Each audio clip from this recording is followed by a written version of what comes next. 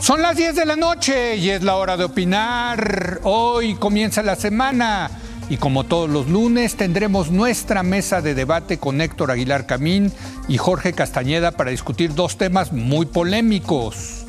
Primero, analizaremos los enormes retos que enfrenta el gobierno, la clase política y el país entero por el creciente endeudamiento y los problemas en las finanzas públicas. Luego debatiremos la elección presidencial en Estados Unidos con un Donald Trump al alza. Quédese aquí en Foro TV que ya comenzó la hora de opinar.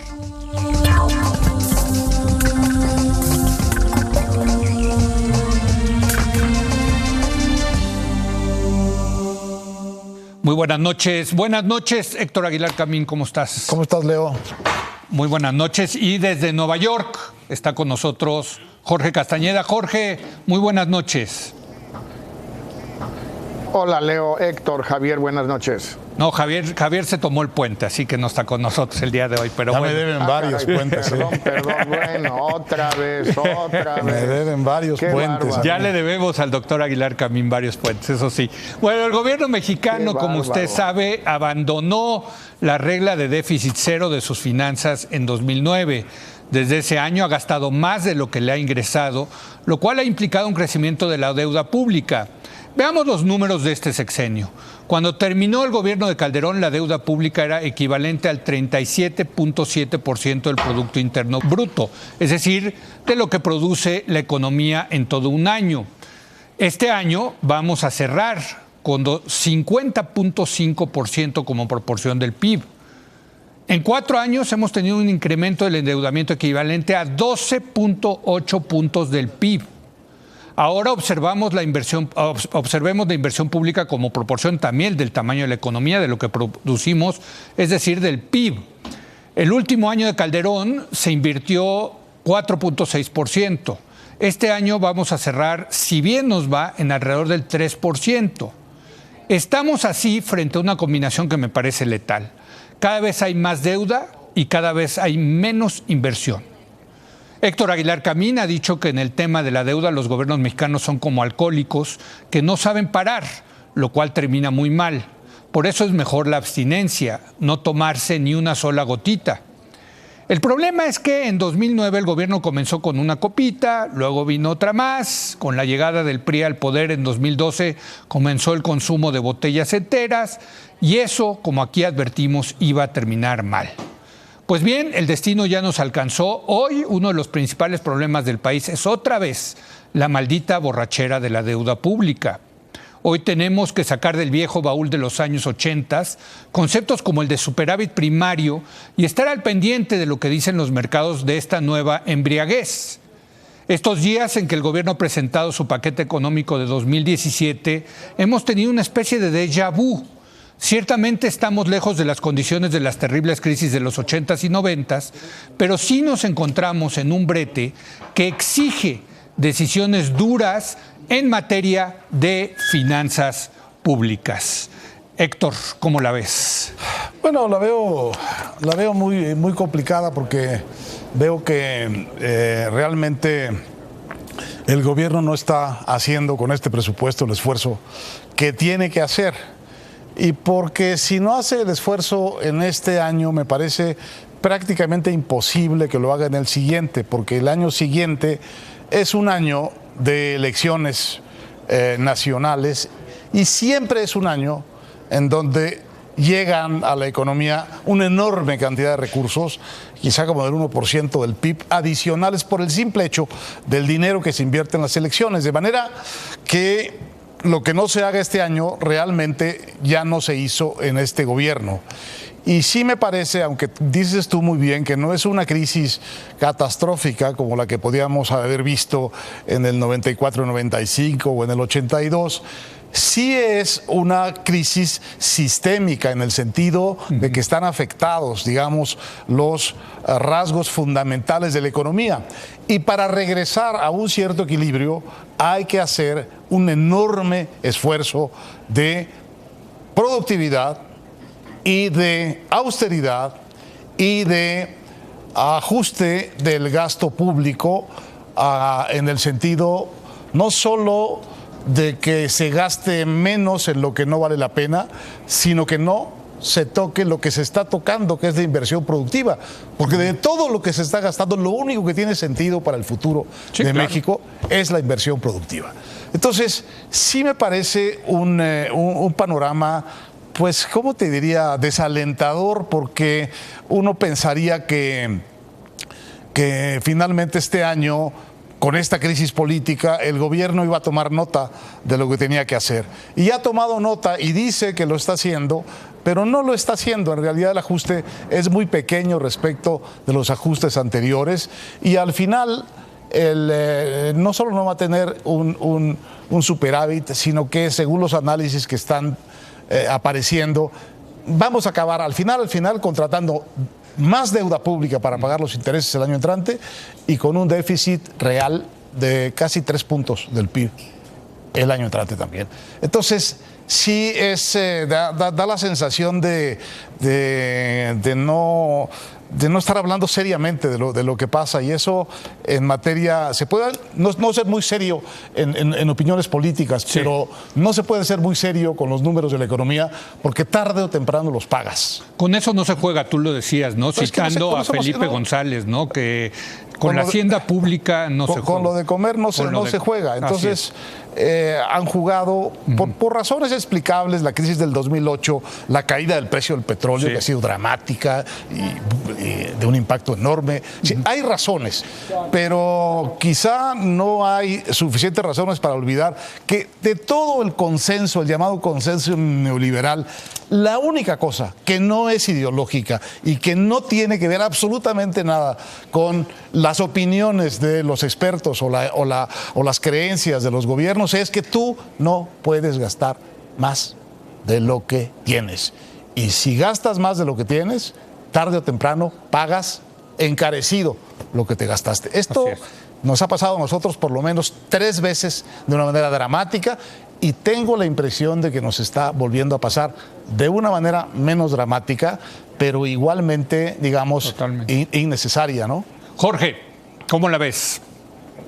Pues sí, en efecto, Leo, yo creo que todo eso es absolutamente cierto que dice Héctor, y por eso hemos caído en esta situación un poco extraña, donde por un lado los sectores más ortodoxos, digamos las calificadoras de riesgo como Standard & Poor's, pues no estaban contentos, no están contentas con el presupuesto que presentó Hacienda hace unos días. Les parece insuficientemente austero, que no hay un esfuerzo verdadero de ajuste y que muchos son los malabares con las cifras.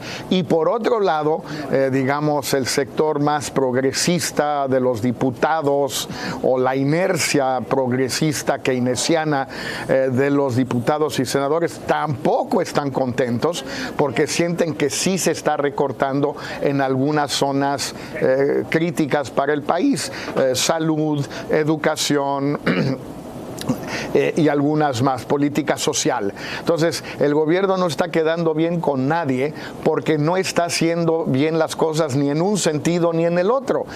Y esto también tiene que ver con el acumulado de medias verdades que el gobierno de Peña Nieto nos había ido diciendo a propósito de la economía y del presupuesto federal. Recuerdo, Leo, cuando discutimos aquí la famosa reforma del presupuesto cero, ¿sí? Que iban a empezar con todo de nuevo. Bueno, lo que no querían reconocer entonces, pero ahora sí aparece al revés, es que el gasto programable en México sigue siendo solo de 13-14% del total. Conforme aumenta la deuda, aumentan los intereses que se pagan y disminuye un poco la parte programable. Y entonces lo que quieres de contabilidad cero, presupuesto cero, pues en todo caso solo se aplica a la parte programable, que es una parte muy pequeña. Cuando nos inventaron que iba a ser todo el presupuesto, pues obviamente no era cierto, pero ahora resulta que el ajuste, pues también solo lo puedes aplicar en el fondo a la parte programable. Y entonces resulta que el ajuste es mucho más pequeño, como lo describe muy bien Valeria Moy hace unos días en El Financiero, a lo que nos han vendido. A la opinión pública en general, al Congreso, a los partidos, les pueden vender, por desgracia, más o menos lo que quieran, pero a las calificadoras y a los mercados es más difícil. Y probablemente va a haber algún tipo de escepticismo, ya no solo de Standard & Poor's, sino de los mercados en general. Digo, a mí este tipo de crisis de los 80s y los 90s fue lo que marcó mi generación, yo tengo que decirlo, aquí lo he dicho varias veces, pero Héctor, Jorge, claramente, y es una cosa que yo estudié en su momento, los gobiernos de entonces pudieron hacer esos ajustes por dos razones, creo, porque el gobierno federal pesaba mucho en el presupuesto, ¿no? Entonces, el gobierno podía hacer esos recortes. Y número dos, porque los presidentes tenían apoyo, tenían los votos en el Congreso. Los presidentes daban órdenes y prácticamente se cumplía. Incluso con Zedillo, cuando tuvo que subir el IVA del 10 al 15% con la famosa roqueseñal, etcétera, bueno, le costó electoralmente al PRI sin duda, pero tuvo los votos. Esas condiciones, Héctor, Jorge, no están ahorita.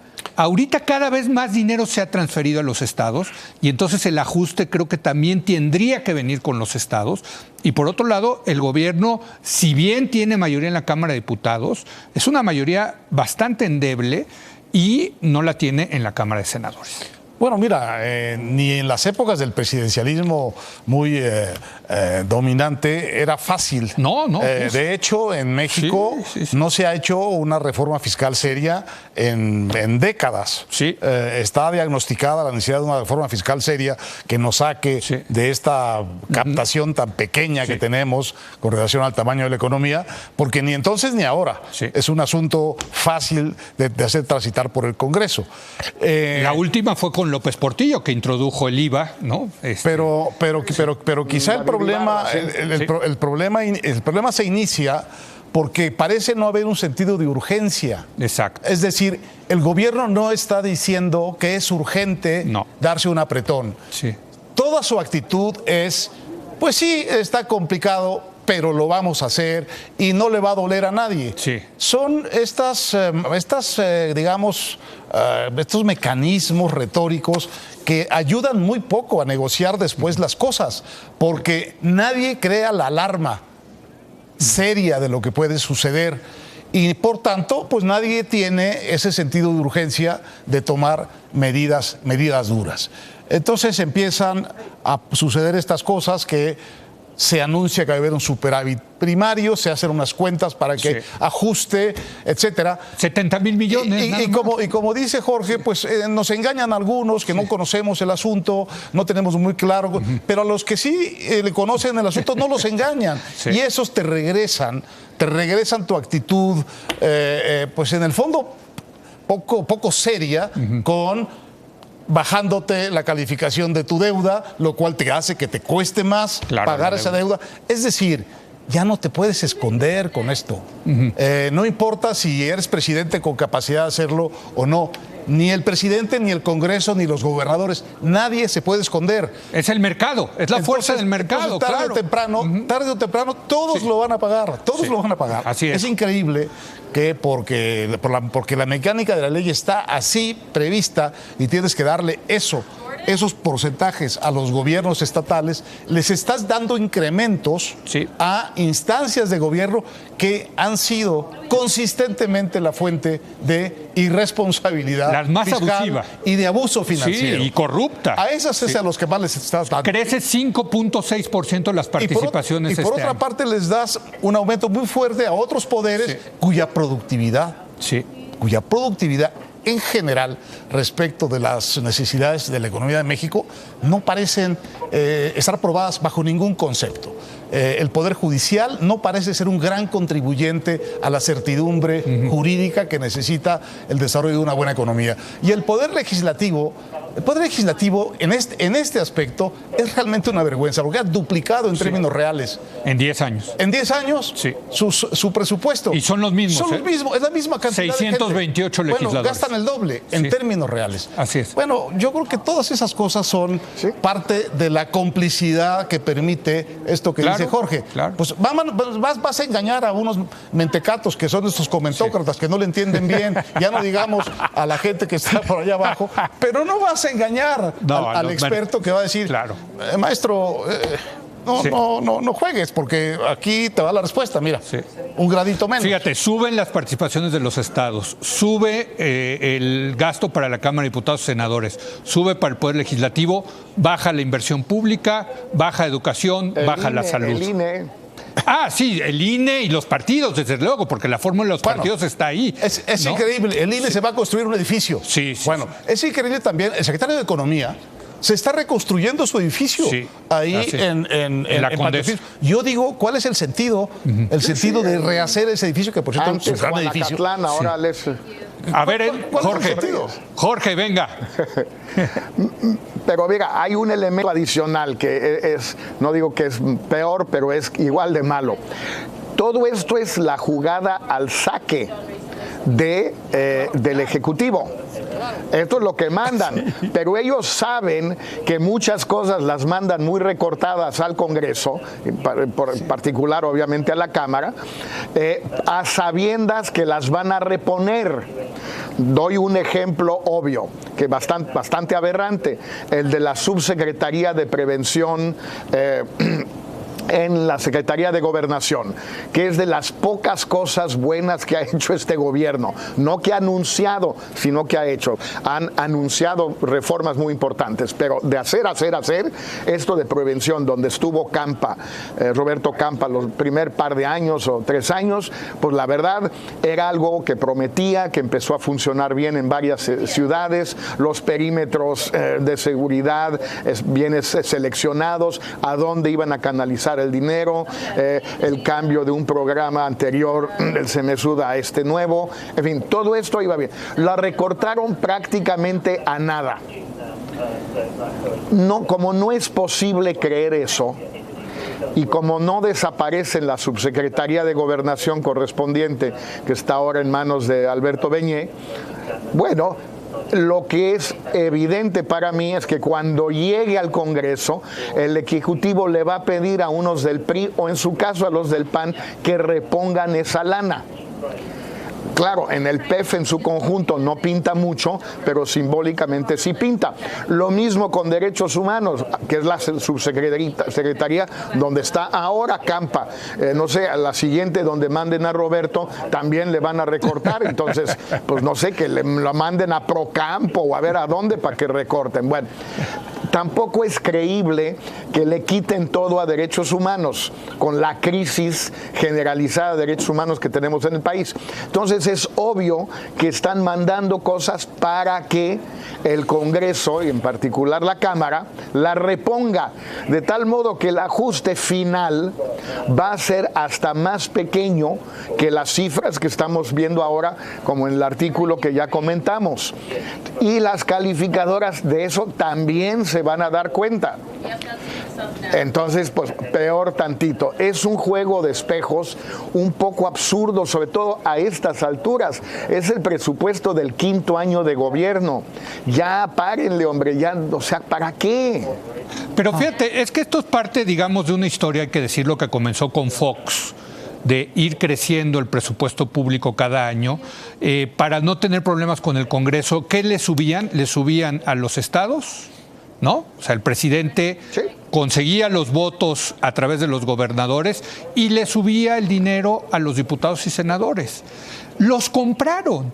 Yo creo que también aquí hay una historia que contar de la complicidad del Congreso, que no se ha portado, Héctor, Jorge, como el contrapeso al Poder Ejecutivo, sino que pues, se subieron a la francachela y vaya que han tenido una fiesta de recursos impresionante. Ah, sí. Creo que este es el origen, digamos, sistemático de todo el asunto, que al final siempre hubo algo para todo mundo en el presupuesto federal. Y ese era como el buen acuerdo, ¿no? Es decir, pues si tú me apruebas acá esto que yo necesito, yo te apruebo acá esto que tú necesitas. Los gobernadores fueron grandes intermediarios de eso y grandes beneficiarios.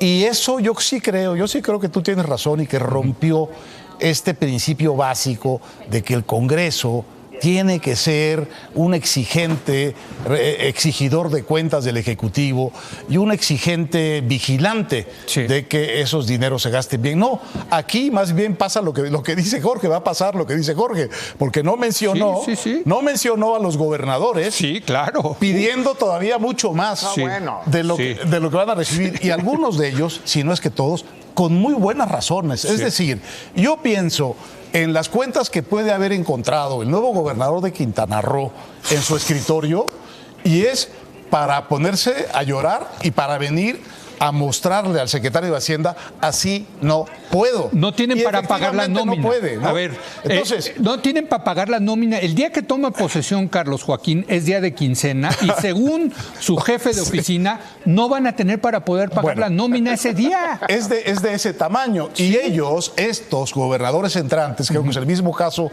en Veracruz, pues ellos sí que no son responsables de esto que están recibiendo, y, por cierto, sus conciudadanos, los ciudadanos de a pie de Quintana Roo y de Veracruz, tampoco son responsables de esto. Entonces, tampoco le puedes decir a estos gobiernos que llegan con el agua al cuello, pues a ver cómo nada solo, porque no puede nadar solo. Entonces, ahí, Jorge, va a haber ahí unas exigencias que yo creo que tienen una razón muy seria, porque están paradas sobre el desastre financiero de los gobiernos anteriores. Totalmente. ¿Me permite? Vamos a hacer una pausa a ver, permíteme hacer una pausa, Jorge, que se nos fue ya el tiempo, el primer segmento, y regresamos. Vamos a seguir analizando los retos que enfrenta el gobierno, la clase política, el país entero, frente a este creciente endeudamiento y los problemas en las finanzas públicas, que es aquí en Foro TV, que continúa La Hora de Opinar.